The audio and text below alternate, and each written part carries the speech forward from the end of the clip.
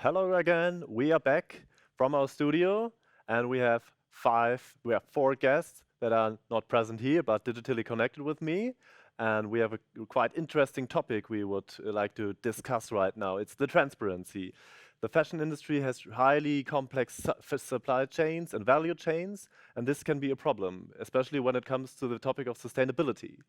But there are many new tech solutions that want to make the transparency more efficient and visible. So I'm really happy to have some experts here in our panel. I would like to introduce really briefly. So we have Lukas Pünder. He is the co-founder and CEO of Retraced. Hi, nice to have you here. And then we have Marian von Rappard. He is owner of the denim label Denim. Great to see you. Hi. Oh, And then we have Gediminas Mikutis. He is CTO and co-founder of Haelixa AG. And then we have Shannon Mercer. He is CEO of FibreTrace. Hey, so let's just deep dive into the transparency topic. Maybe Lukas, you can start. You Retraced. What do you do? How do you make the supply and value chains more transparent? yeah, already a very tricky question to kick it off. Yeah, I mean, in the end, the question is now, what is transparency? And for us, that's about having the right data at the right time. And with this, I'm not only speaking about the consumer, but in the end, everyone else in the value chain, starting with the raw material supplier, going on with all the different processing steps along the supply chain, ending up with the brand, and then later with the consumers or every other stakeholder that is relevant for fashion supply chains. Could be financial investors, could be NGOs, could be the government that is announcing new laws and is requesting this information in order to kind of make the judgment and see how the supply chains have developed. And in the end, it's now our job as a platform to help everyone in the supply chain to get this information collected in an efficient way, and of course, thereby also connecting every individual participant to make sure that just communication is getting better and better over time. Would you say, are there certain parts in the supply chain that are harder to connect to and others that are maybe a little bit forward? So Absolutely. I mean, some things already work pretty well, and this comes from the, let's say, economic connection, for example, between the consumer and the brand. Obviously, you always know the brand you're buying from, and at the same time, the brand usually knows their direct supplier, so that tier one supplier that is from whom they buy their fashion items. I guess it's getting more difficult, and I think this is a standardized rule I guess everyone can agree to here in this meeting, that the deeper you get in the supply chain, so the closer you get to the actual, let's say, raw material supplier, the more difficult it is to track actually the supply chains. I mean, often we speak of natural materials like cotton or wool, where you, even depending on the season or let's say natural situations, you have to source from different places, different continents, and supply chains are just getting wider and wider and wider. So it's not only deeper and further away from you as a brand, but potentially even more and more participants are actually taking part in the supply chain, making it sometimes, I would say, nearly impossible to actually understanding of where the stuff you're buying is actually coming from.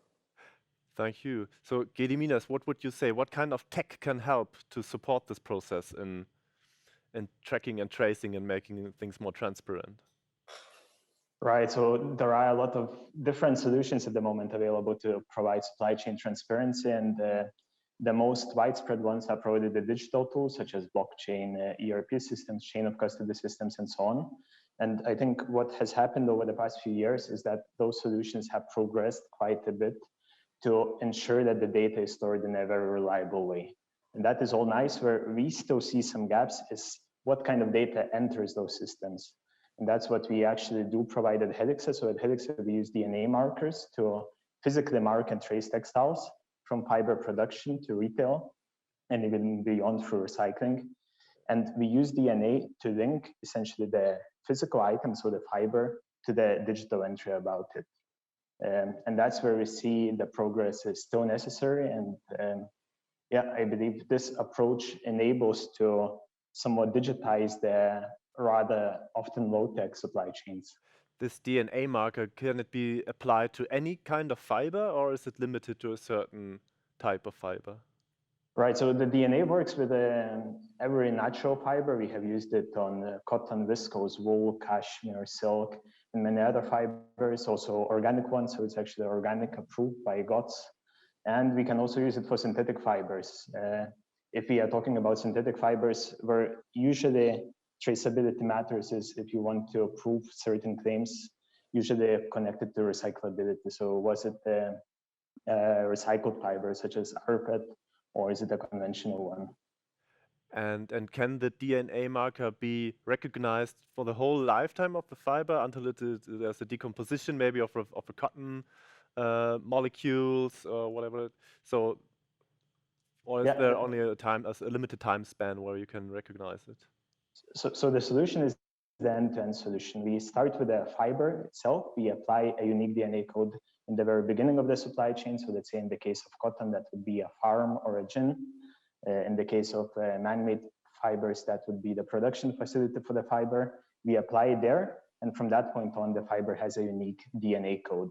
And then throughout the whole supply chain, you can analyze the, let's say, the yarn, the fabric, the garment, detect the DNA code. And based on that DNA code, then you can link it to the digital interface, the blockchain, or to a solution like Retraced, where you see the actual supply chain journey of that fiber. Oh. Shannon, you have a little bit different approach. I think you use luminescent stuff to trace the fibers. Maybe you can give us an insight how this works. Yeah, sure. So, very similar type of technology in understanding where the industry's come, in that we connect the physical fiber to a digital sphere. And what we do is, as you mentioned, we use luminescent pigments, and it's not new technology. It's technology that's based on the technology that's in things like currency, passports, those sorts of things. And what we've been able to do is actually grab that tech and be able to actually integrate that into fibers to be able to then give that same level of validity to the fiber as it moves throughout the supply chain. So what I mean by luminescent pigments, it's the same sort of tech, as I said, sits within things like currency, but also it's the same tech that actually sits in renewable things like solar panels, batteries that are, in Tesla cars, that sort of stuff. And the way I try to explain it to people who don't understand luminescent pigments is the way that it actually works. It's a bit like when you're a child or an adult, and you go outside and you watch fireworks go off in the dark, and you see the fireworks go off and you see these multiple colors. What we do is all those colors go off, and then what happens is when you stare at all of the fireworks don't automatically turn off. They take a time to dissipate. And what we do is we measure that refraction of time. And what that does is it allows us to actually do a little bit different things than actually just saying, yes, is the fiber, or no, is the fiber. What it does is it allows us to measure intensity of signal. And why that's super important in this industry is, as we know, a lot of things get blended. So if, let's, for argument's sake, suggest that we're marking an organic cotton, we'll pick that just for the purpose of the convo. And then, partway through the process, that organic cotton gets swapped out with a different product. What our technology does is that pigment and the intensity of signal drops. And then because it drops, we can actually then pick up that intensity drop and then notify the brand that potentially there's been, some sort of, potentially illegal blending or not. And that allows us then to educate not only the brand about what happens, but then obviously, the consumer as it moves through. And then, as we start to collect that information in real time, so the technology is in a way that it doesn't require any laboratory tests or any of that sort of stuff. It measures real-time authenticity of the product as well as it moves through. It allows us to create then a passport of the product from raw fiber all the way through to the brand or the end consumer. Thank you. Marian, at Denim, you work with Retraced, right? So what made you make the decision to make your supply chain transparent, and how does this work in the daily business for your company and your brand? I think it was never a question if, but how are we going to move into this transparency area. I think it's important to mention that we are kind of in this unique position that at least till tier 1, we are owning the factory in Saigon, Vietnam. But of course, as we all know in this panel, the supply chain is far more complex than this. I think there are different angles or perspectives to transparency. One is, of course, for your internal purposes. And there, you know, we can have all this high expert, nerdy discussions we just had here in the panel, where you know, we kind of trying to identify hotspots. We also, as Lukas mentioned, facing the difficulties to actually for certain fibers to reach really down to the end of the supply chain, to identify this, to know about this issue and tackle it. I think when it comes to transparency, there should be a phase 2 as well, where we then connecting it to ecological impact data, you know, within your supply chain. So you as a brand are not only able to put the pin on the address where each fiber comes from, but you're also able to identify hotspot having an impact then to, I don't know, potentially change from coal into green energy for one of the suppliers in between. And then, of course, as a brand, you have this massive challenge to translate this into, you know, consumable, understandable pieces. And I think that's why I think Retrace is a good start for us, because it kind of allows us on one side in the online shop to have a relatively intuitive tool where, you know, people who are interested in can go down and really see the supply chain related certifications and so on. And in the same time, with the QR code on the care label, you can actually give a shop owner a chance to not only check how far a certain brand goes in terms of sustainability and transparency. You also have this tool to train your sales personnel. And in the end of the day, that's still one of the most relevant micro influencer in the retail business, to make them a kind of an expert, to give them an onboarding on what this topic actually means. And I think that's why we decided for Retraced, because we felt we could combine, you know, this B2C and B2B level. Yeah, thank you. I found it quite interesting what you said, that there's this really nerdy part and the tech in the really insiders part. On the other hand, you have to communicate it somehow to the customers, because they might want to know but don't really get how it works. Could you imagine that something like this could be a USP for a brand, that makes that you can turn this thing into cool a little bit, because fashion always is about being cool and things like that, and about emotional things. Do you think maybe in the future new generation customers will grow that say it's not because they have this, not only maybe because they have this fashion show or they have this logo or whatever, but they really know about what they are doing, and they are really into processes, or is this maybe a utopia and you always have to tell like a easy consumable story around it? I think it's always important to stay native in a way. So I certainly am, and I do believe that the next generation of consumer, they will ask simply different questions, and they will ask for data to back things up. But I think once again, to really kind of compare brands, you know, I think transparency alone will not do the job. We really need to connect this with impact of, I don't know, CO2 footprint, water footprint. You need to come to a certain number, which then either brands agree, I mean, that's a topic of itself, or, you know, governments will kind of push law regulations forward to use the same kind of measuring methodology to actually compare an impact of a product. And then I think, yeah, I can believe we already had those questions on our online shop. Hey, I would like to buy the most or the less impactful jeans.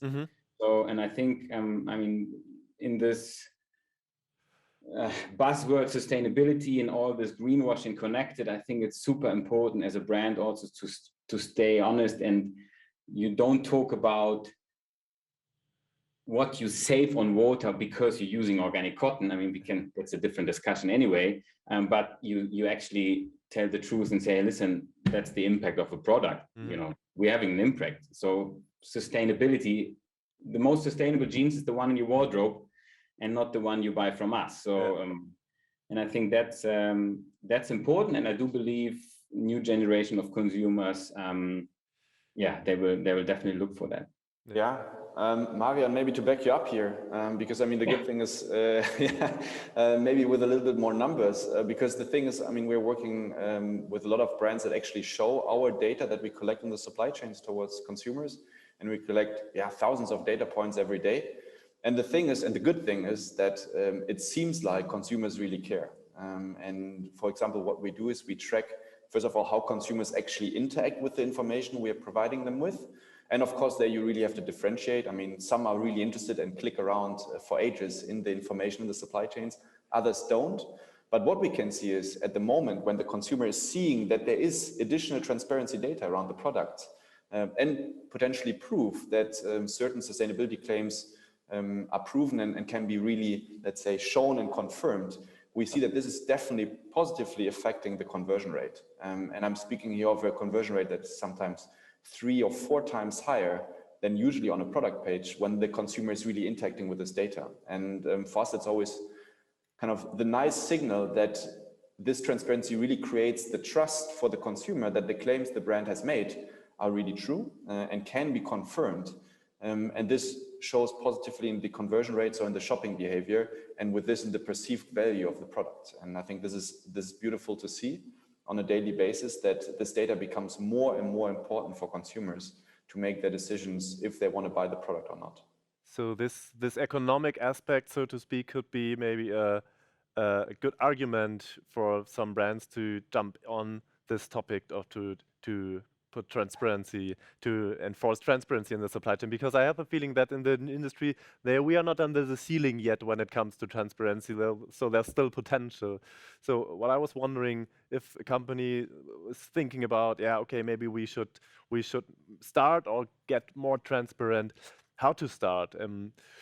Gediminas, what would you say? Is there always high tech included, or is there an easier way to start? Where to start? Right, so we don't really see the technology as a solution, rather it's an enabler to achieve certain goals. And I very much agree with Marian that even if you think about transparency, that should not be your end goal. And we do transparency because it should make business sense, it should make sustainability sense, whichever way you want to measure that.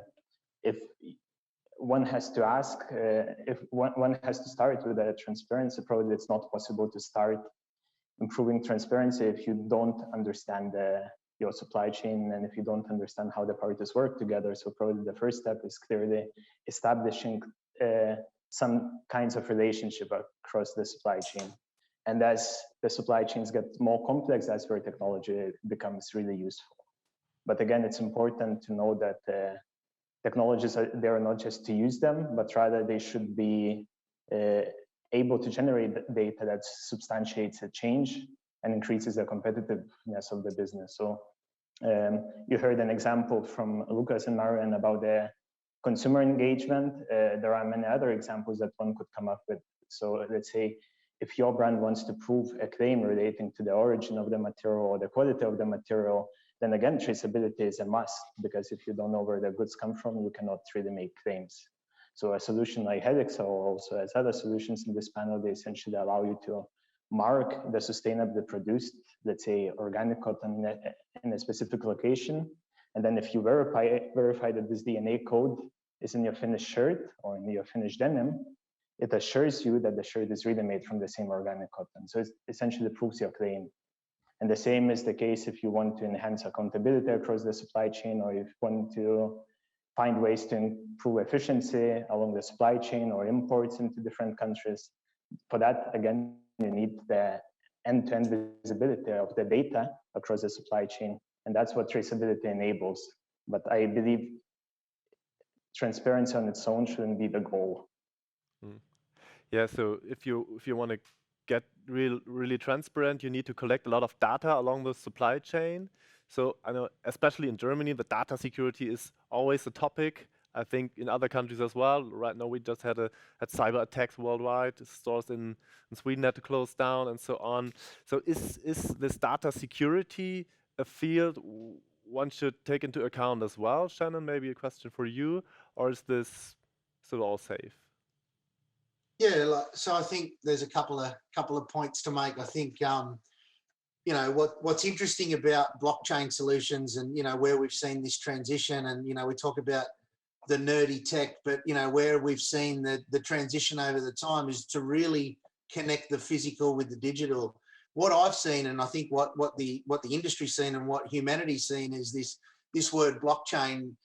People automatically assume that means that it's trusted, and that means that it's real, and that means that it can't be tampered with. And the reality is that, you know, blockchain really is just a database. If it's crap in and you're verifying crap as it goes along through the supply chain, you got crap out the other end. And so it's really important that you can connect, particularly in an industry like this where you've got thousands and thousands of facilities, different cottons get blended with different other types of fibers. To be able to ensure that you can match the two together, you know, is critical.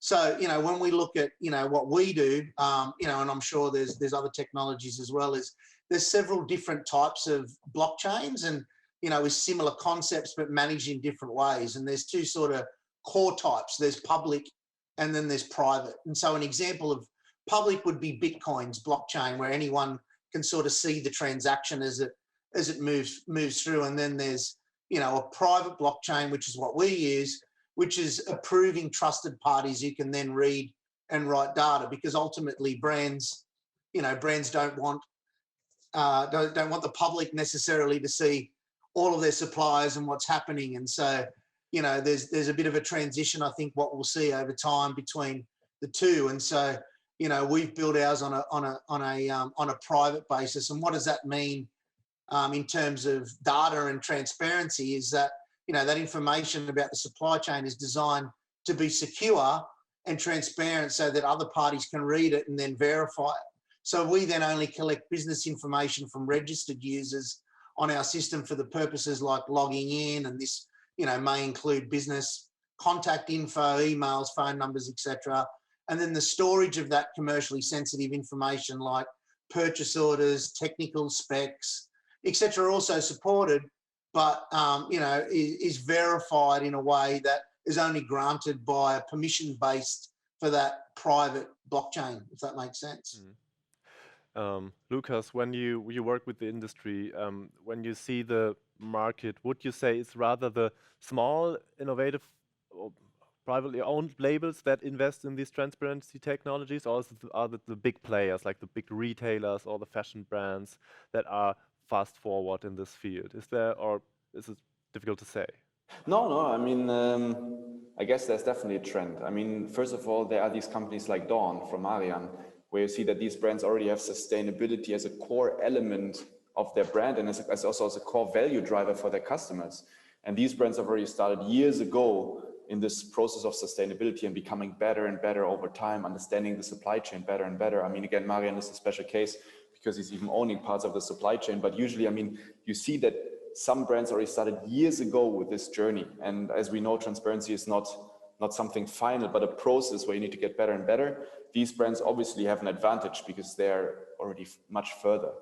But the interesting thing is that over the last, let's say, couple of, I'd say, months, maybe years, that also the conventional brands start to move in this direction because they have to, because the pressure is just growing so tremendously, coming obviously from the consumers, but also from governments and NGOs that really pinpoint down who is doing their job and who is not.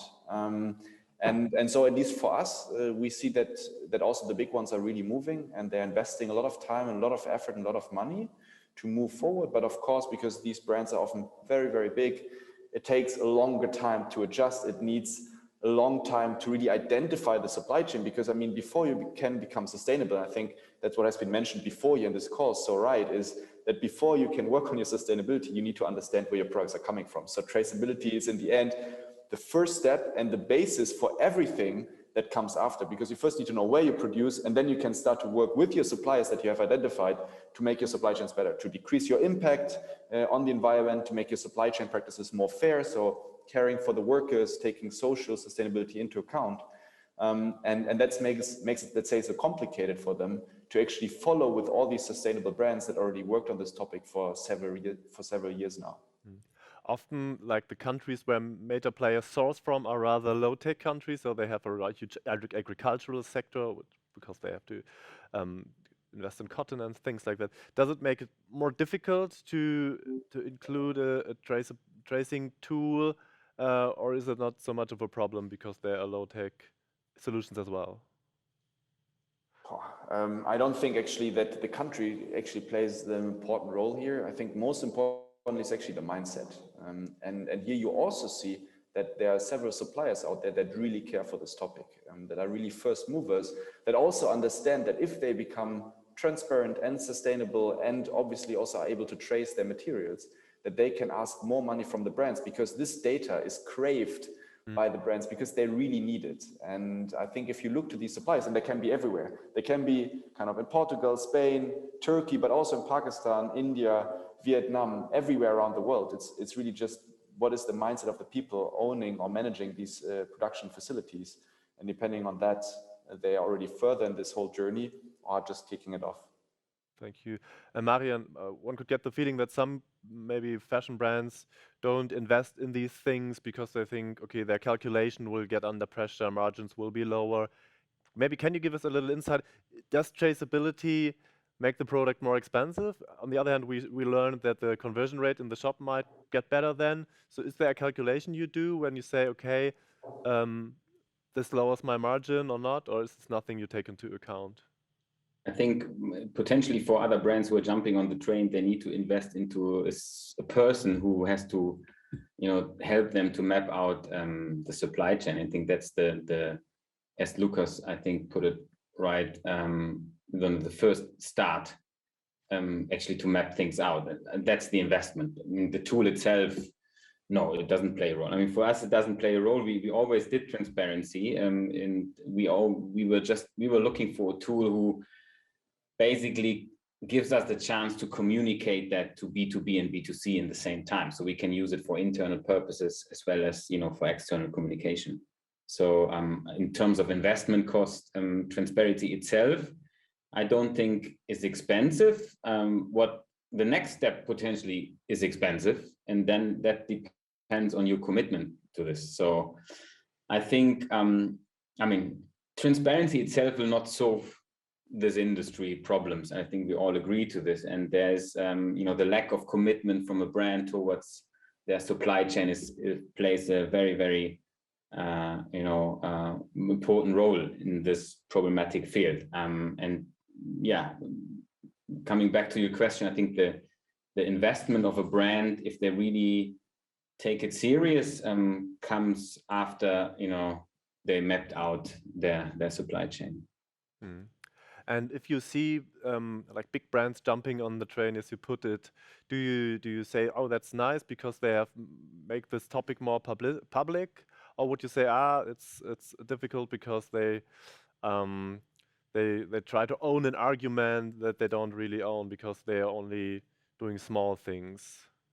Are you? I don't know. I think just now we're in a phase of extreme greenwashing, but I think this phase, gonna be over one day because data, is pushing things out, and science will help to kind of differentiate in the end of. So being a father of kids, I think in general it's great that this topic is getting more attention.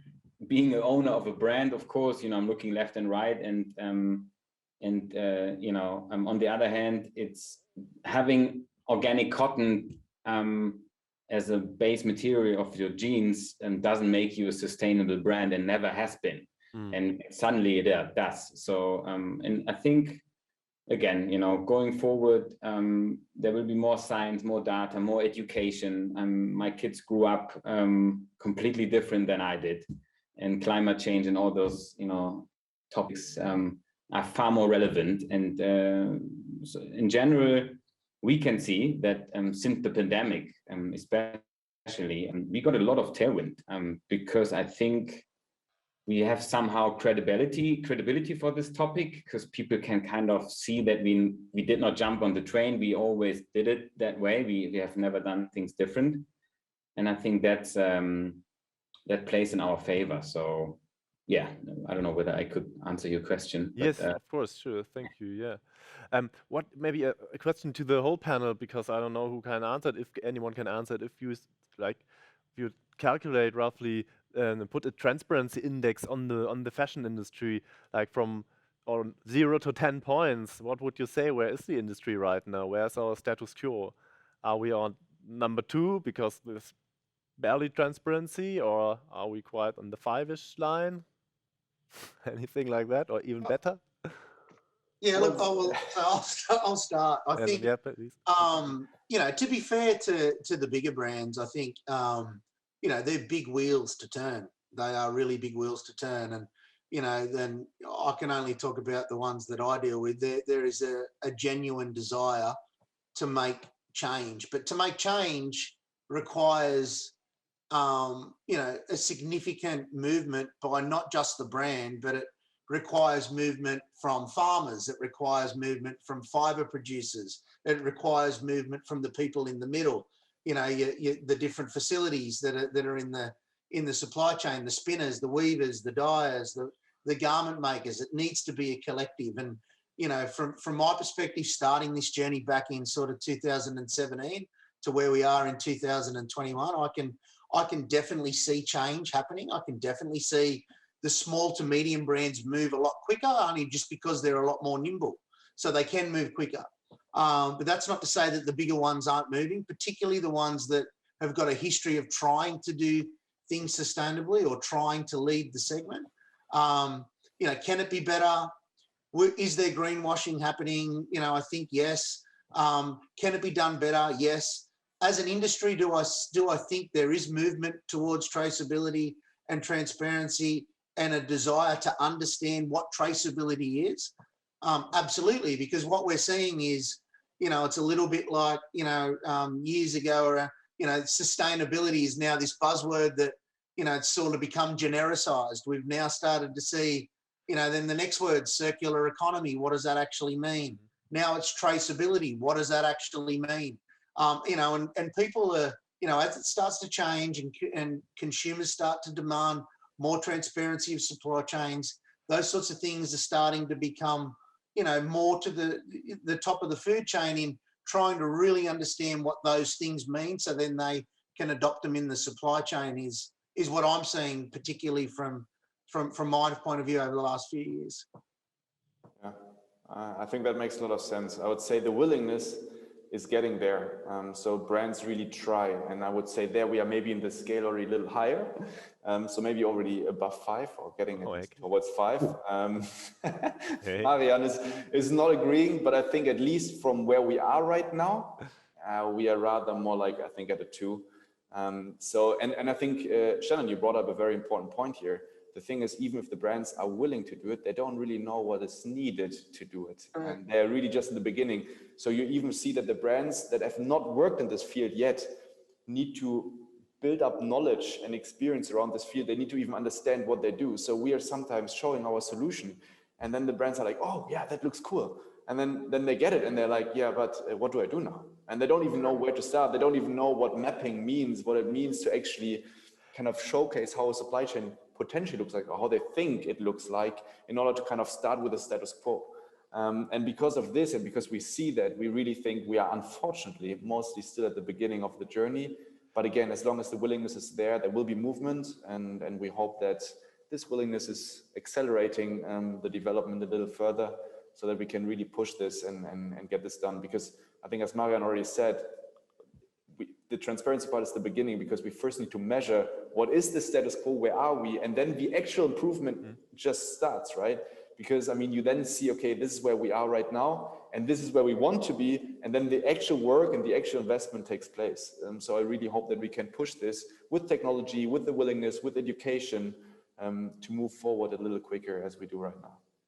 Yeah, quite interesting. One interesting point Shannon put out was the circular economy, and I was thinking about recycled fibers products. And I was thinking, could this be a limit for the traceability? Because if you have recycled products right now, if you source them from wherever they come from, the oceans or the mill, is this something where you say, okay, right now this is a limit, we can't really say what's in it, but maybe in a few years when there are biomarkers in more fibers or luminescent things, dye stuff, then we can retrace and say, okay, this is recycled cotton, polyester, whatever, and we know it comes from, it has lived this life before.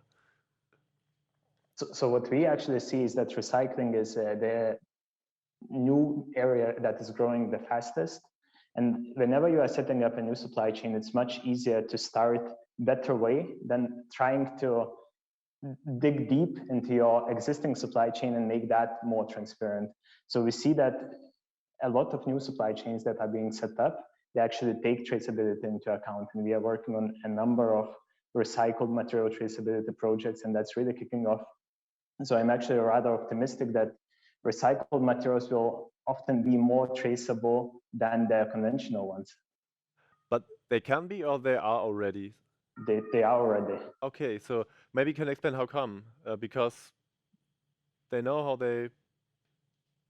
where they get them from? So what physical traceability companies like Haelixa provide is actually the marked material before it's being recycled. So then after that, if you find a specific DNA code in the material that is being respun into new yarn, made into a new fabric, into new garments, you can actually prove that it's made from recycled sources. So you already have the recyclability claims included into that. It doesn't show the very much origin of that, let's say, cotton, but it shows that the material comes from the recycled sources. And those are the supply chains that we see growing much faster in terms of traceability than the conventional ones. Yeah, we're certainly seeing, when we talk about traceability, there's sort of two key drivers. Where we see traceability, when we talk about, your 1 to 5 in terms of, how the industry is adopting it, they're adopting it mostly around branded fibers that have a sustainability claim that they're now trying to defend. So i.e. a recycled content, it might be a recycled polyester, it may be a responsible viscose, it may be an organic cotton, it may be another type of branded fiber like a Pima or Sapima or those type of things. We've seen traceability in terms of actually why do they want to trace that? Because most likely in most of those cases, it's a more expensive fiber. And so the brand wants to know that that fiber is actually in there, the content that they've actually specified in there because they're paying for it.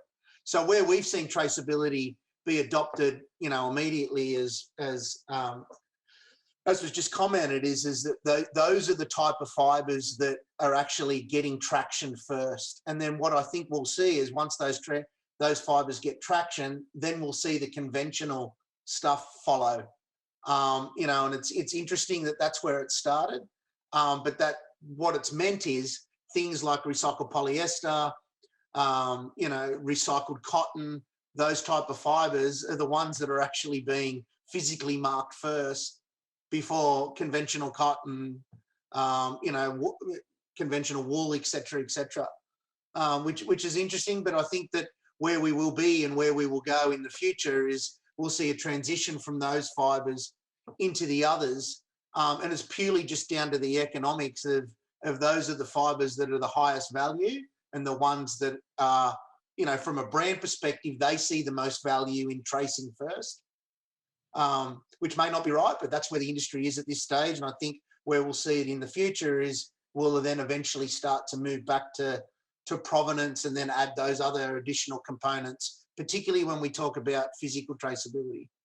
Okay, so would you then say that traceability might also be an argument against fakes? So if you say you have this cashmere product and this has a high scarcity, people really want it, and then you can really say, okay, this is the real deal, this is no fake product. This might be also an argument. So unfortunately, yeah, absolutely. Okay. It's already being used in that space. So particularly the physical side, when you've got a physical traceability or even certain blockchain solutions can add that. When we talk about, we'll just talk about the FibreTrace solution. We've got brands that actually have the scanners in store, and when a consumer brings their garment back in, they can scan it to determine whether it's a real garment or not. And I said this at the beginning that the tech's based on the same validity that's in currency, so it's defendable in court, et cetera, and so if you've got a product that you're bringing back to store, and where we're seeing that particularly just obviously from that perspective, but we're also seeing it from, you mentioned a minute ago around the circular economy, those brands that are actually starting to build programs about collecting their products back for their environmental P&L statements, technologies whereby you can actually measure the amount of fibre coming back into your own supply chain of your own products, allows brands then to actually drive the narrative, not only that it's moving back in to the circular economy, but actually into new products, but actually that they're actually being able to demonstrate that their virgin fibres are coming back as part of the claims that they're making for 2025 and beyond.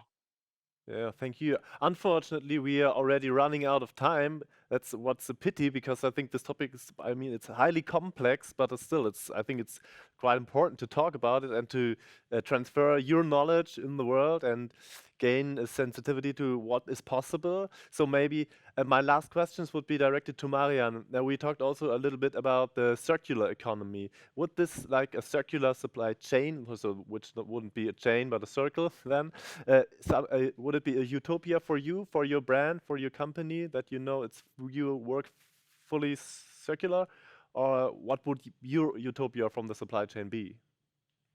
I think we are first at the stage where we are trying to develop circularable products, means garments which can go back into the life cycle. We are at this stage where we're trying to use less synthetics. We're using organic materials, hemp, and so on in our products. I think a very important point to stress out here, also related what Shannon have said.